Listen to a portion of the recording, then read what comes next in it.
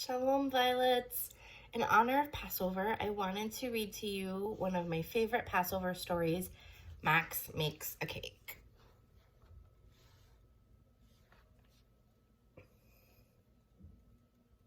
Max Osher was an expert at getting dressed. He could almost tie his shoes. And he knew the 4 questions for Passover in Hebrew and in English. The other night, he sang them in both languages at the Passover Seder, all by himself without any help. The youngest child is supposed to ask them, but Max's sister Trudy was just a baby. She couldn't even talk yet. When you're bigger, you'll have to know the 4 questions for Passover, Max told Trudy. Why is this night different from all other nights? That's the first one. Because on this night, we eat matzah. That's the answer, said Max. He spooned some smushed banana right into Trudy's mouth. And you'll have to know the Passover story, too. A long time ago, the Jews were slaves in Egypt. When Pharaoh freed them, they had to hurry, hurry, hurry away with their bread on their backs. The sun baked it flat like crackers. That's what matzah is. Drink up. I have a cake to make. Trudy tipped over her sippy cup, she spit out her banana smush, and then she pooped. Nap time, said Max. Daddy took Trudy out of her high chair. I'll be right back, he said. Hurry, said Max. We have a cake to make. It was Mama's birthday. She was downstairs working in her studio.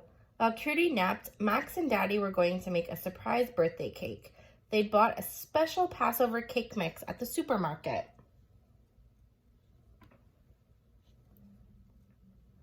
We're going to make a cake, sang Max. A Passover cake, a birthday cake, a happy birthday for Mama cake. Max sang his song again. Where was Daddy? Was he still changing Trudy's diaper? Why didn't he hurry up?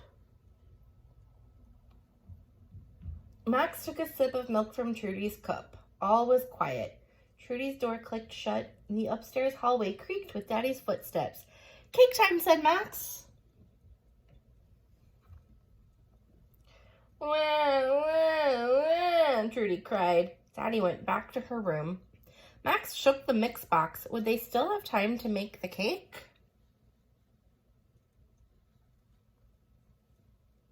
What about the frosting? They hadn't bought a mix for that. A birthday cake had to have frosting. Max went to the refrigerator and found some cream cheese and red jam. He stirred them together and tasted a fingerful. Yummy! It was sweet and pink like frosting. Very good. So he made some more. Now Max and Daddy needed to hurry, hurry, hurry to surprise Mama. But Daddy wasn't hurrying at all. What if Mama came upstairs before the cake was done?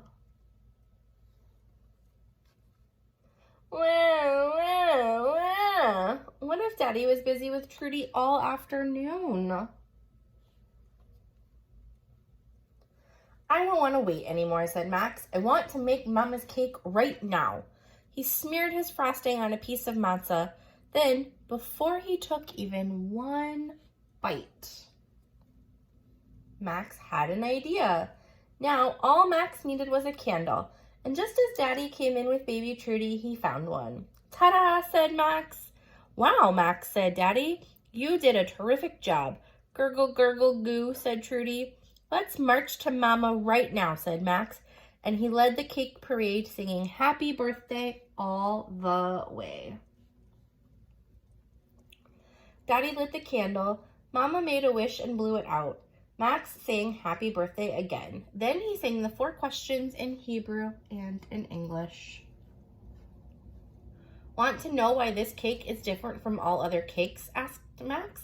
Because it's a hurry, hurry Passover cake, and I made it all by myself. Here's how to make a hurry, hurry Passover cake. Mix some cream cheese and jam together. Taste a fingerful and add some jam, if it's not sweet enough. Then spread the frosting on a matzah. Top with another matzah. Add more frosting and more matzahs until your cake is just right for you. The 4 questions for Passover.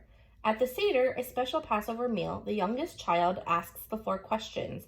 The answers help tell the story of Passover, the Passover story. Once the Jews were slaves in Egypt. Their leader, Moses, said to Pharaoh, "Let my people go." Pharaoh said, "You can go," but then he changed his mind. This happened many times. The last time the Jewish people hurried out of Egypt, they hurried so fast that the bread they took with them didn't have time to puff up. This flat bread was called matzah. On Passover, Jews eat matzah to remember when they were slaves in Egypt, and the thin, hard bread they ate as they journeyed to freedom.